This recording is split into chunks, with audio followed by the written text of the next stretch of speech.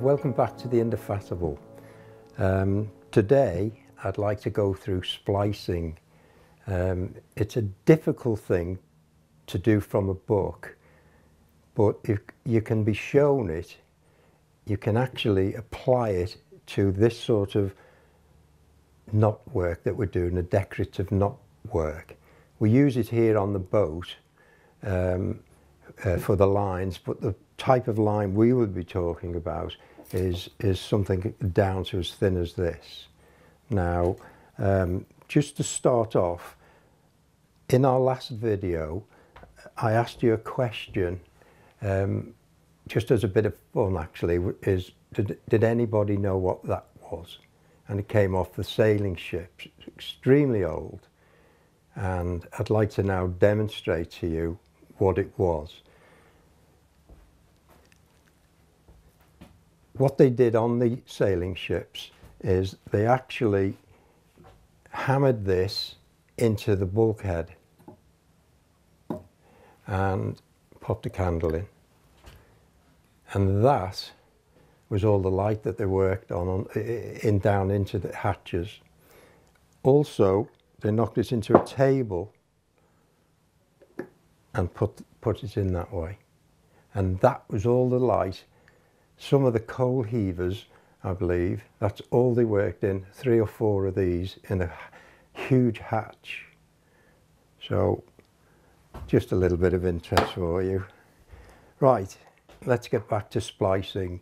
Now, one of the problems when people splice, and I've got many people who come visit us on the boat who've got their own boats. Some of them actually sail across the channel to France.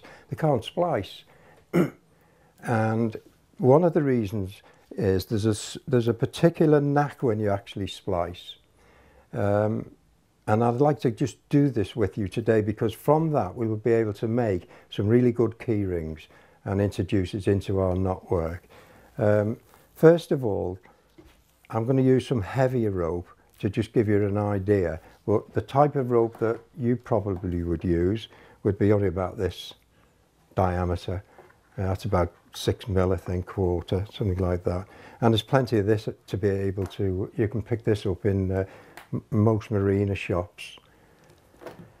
The rope I'll use is slightly heavier so that I can actually demonstrate the splice.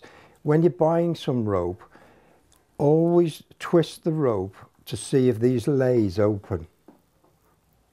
Because if you get something like this, that unfortunately we have to use this sort of stuff on the boat. If you look at that, you cannot open the lays. And for that, we have to use a fid, and some bigger fids than this, and hammer it in between the lays to open them up. Or sometimes we'll use boiling water on them and things like this, and it really is a battering job. But we'll come back to that afterwards. I can show you that.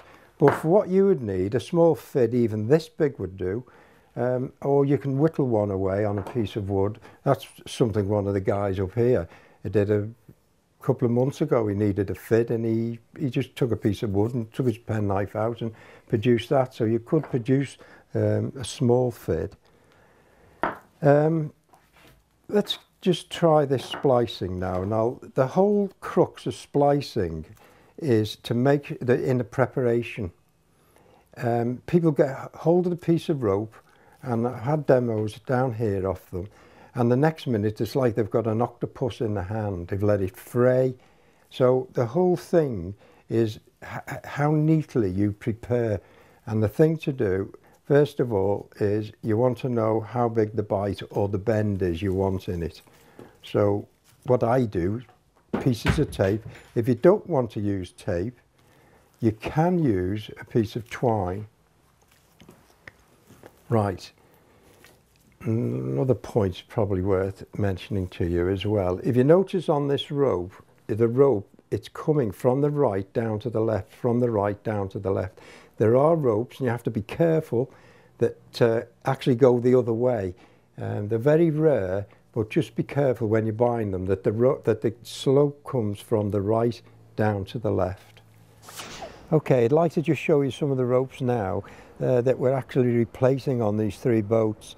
The original ropes on them have been on for over 50 years, so we're now splicing up new ropes and that. But I'd just like to explain it to you. This is one that we've put on, and you can see how the lays I spoke about are so difficult to open. It makes it very difficult. And one of the new ones we've put on here, it's actually another boat came along and it's actually frayed it. And you can join the two ropes together again by splicing them. Okay, so we'll come back to the rope. On this particular rope, I've actually picked a piece that's really supple, and as you see, you can twist and open the lays. Now the main thing is, when splicing, is preparing for it. If you undo the lays and tape the ends, tape the bite, which is the bend, how big you want it, this will stop it fraying, and much easier to continue the splice. Now it's important when you start the splice, when you've opened it up, is you always start with this middle piece here. If I turn this round here, we could start with the left or the right, whichever way it is. You can open it up and push the middle piece in, because that is the main thing, to make sure you always start with the middle piece. And I always think of this as like a crow's foot, if you like. So you get this, you've got the crow's foot. Now that's the end of the bite here. What you do then, you can pick any of these here, any one, is to open the lay, and you bring this up like with the crow's foot again, like this. You take the center one and go through the lay.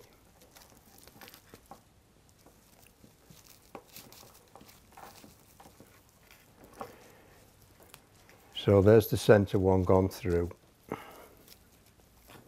Now the next one is one on the left, and you can see here it's going to go over here and under this one, because eventually these will all be on the same plane. So we'll now open the lay, go through the one on the left. Okay, so we went through with the center one, the one on the left. Now this is where everybody goes wrong, is this one is actually going to come back to you this way. A lot of people, they just tuck it under here and the whole thing goes wrong. This one is the crucial one. If you turn it, and there's the piece there, you then open this up and come back to yourself.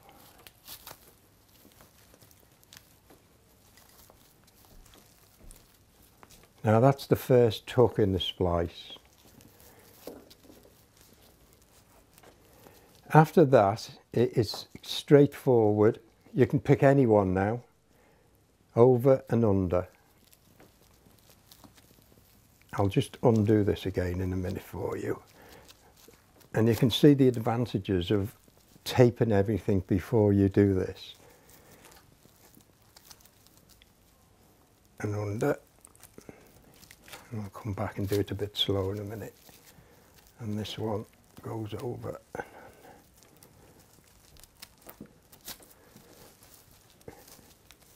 If you, on the bigger ropes, well, even on the smaller ones, if you actually give it, you can put your foot on it, on there and that, and you can see now the splice has started. Now you can take that splice just as far up there as you want to. 3 tucks, and it'll tow this boat. Okay, here we go. Right, we decide on the bite, how big we want it. And we can tape the two if you want. If it's easier, they don't have to be separate. You can actually just tape them together like that. Okay, we unlay.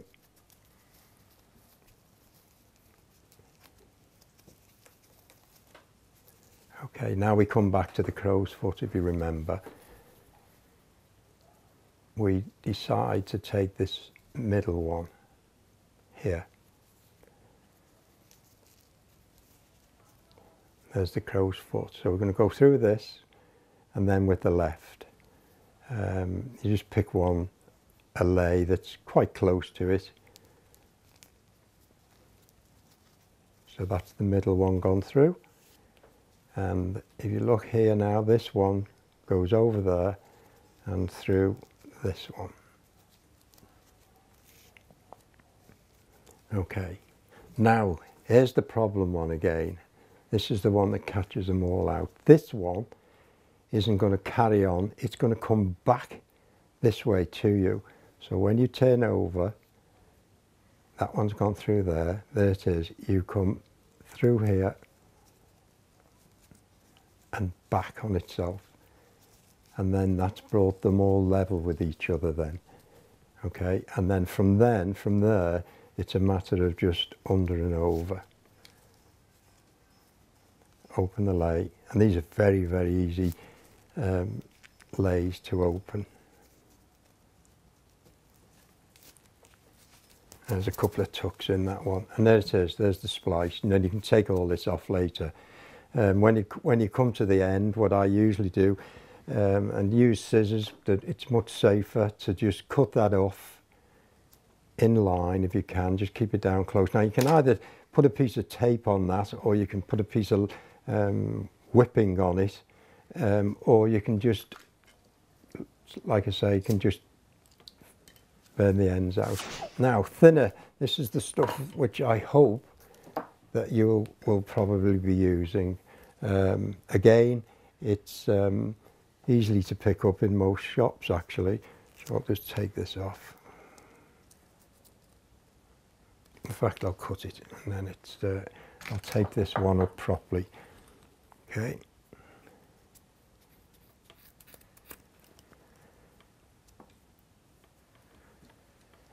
I usually just, you can tape them if you know, if you don't want to, if you just burn the end, just melt the ends on it. Now I would recommend, I won't do it for this purpose, but I would recommend that you put some tape on it and taper the tape so it's like a little point for you on there. And this, we can just seize this together, it doesn't have to be separate, so sometimes it's better if it's separate, so it makes it a bit easier for you to work with. And we'll go round and round and round, undo the lays. Now, exactly the same procedure.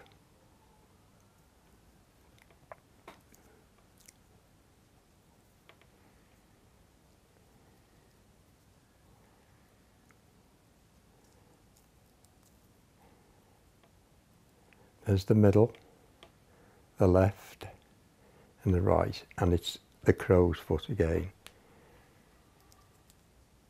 Just open the lay,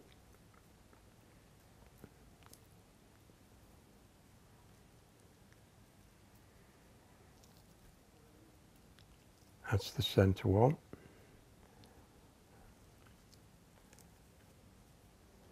and the left one. And again now, this is the one which actually comes from the back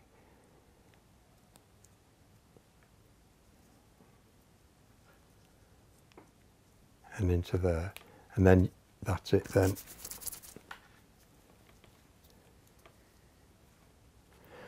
Okay, that's I think enough for the splicing for today. Thank you, and I hope you've learned something from it. Please watch our other videos on Liverpool ships and sailors, and look forward to your comments. Thank you.